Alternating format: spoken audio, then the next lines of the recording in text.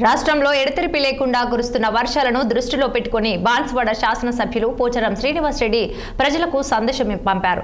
కామారెడ్డి జిల్లాలోని బాన్సువాడ నియోజకవర్గం ప్రజలు భారీ వర్షాల నేపథ్యంలో అప్రమత్తంగా ఉండాలని హైదరాబాద్ నుండి సందేశం రూపంలో సూచించారు. బాన్సువాడ శాసనసభ్యులు పోచారం శ్రీనివాసరెడ్డి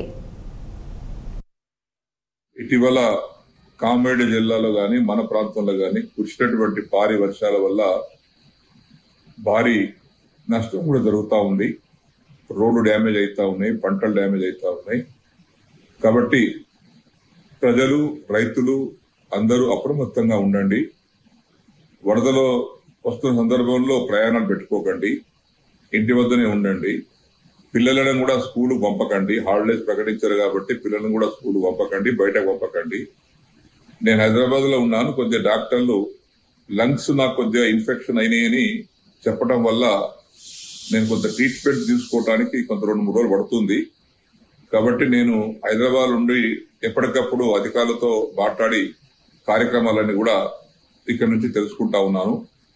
నాయకులతో కూడా మాట్లాడుతూ ఉన్నాను. ఏది వచ్చినా, ఎటువంటి ఇబ్బంది వచ్చినా నాకు ఫోన్ ద్వారా కూడా తెలియజేయవచ్చు. నాకు వెంటనే నేను అధికారులతో మాట్లాడి చర్యలు తీసుకోమని సూచిస్తాను. దానికి తోడుగా మా అబ్బాయి కూడా భాస్కర్ రెడ్డి, మాజీ డిసిసి చైర్మన్ భాస్కర్ రెడ్డి గారు కూడా నిన్న నుంచి అక్కడే ఉన్నారు. వారు కూడా ఎక్కడెక్కడైతే ఎఫెక్ట్ ప్రాంతాలు ఉన్నాయో, వరద వల్ల ఎఫెక్ట్ అయినటువంటి గ్రామాలను కూడా భాస్కర్ రెడ్డి పర్యటిస్తా ఉన్నారు. ఏదైనా సమస్య ఉంటే ఆయన దృష్టికి తీసుకురండి. ఏదైనా ఉంటే నాకు కూడా ఫోన్ చేయండి. 2-3 రోజులు డాక్టర్ల యొక్క సలహా ప్రకారంగా నేను దీన్ని ఆసుపత్రికి వెళ్ళి ఇక్కడ లంగ్స్ కు సంబంధించినటువంటి ట్రీట్మెంట్ తీసుకోవడం జరిగింది. 2-3 రోజుల తర్వాత మళ్ళీ డాక్టర్ చూపించిన తర్వాత మళ్ళీ తదుపరి చర్య ఉంటుంది. కాబట్టి మీరందరూ కూడా జాగ్రత్తగా ఉండవలసిందిగా, అప్రమత్తంగా ఉండవలసిందిగా అందరికి విజ్ఞప్తి చేస్తా ఉన్నాను. అధికార యంత్రాంగం కూడా మీరందరూ అందుబాటులో ఉండండి.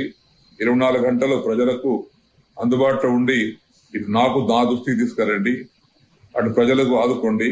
ఏదైనా ఉంటే ఎమర్జెన్సీ ఉంటే నా దృష్టికి ఫోన్లు తీసుకొస్తే నేను పై అధికారులతో మాట్లాడతాను. ఆ విధంగా కోఆర్డినేట్ చేసుకోవాల్సిందిగా అధికార యంత్రాంగాన్ని కూడా విజ్ఞప్తి చేస్తా ఉన్నాను.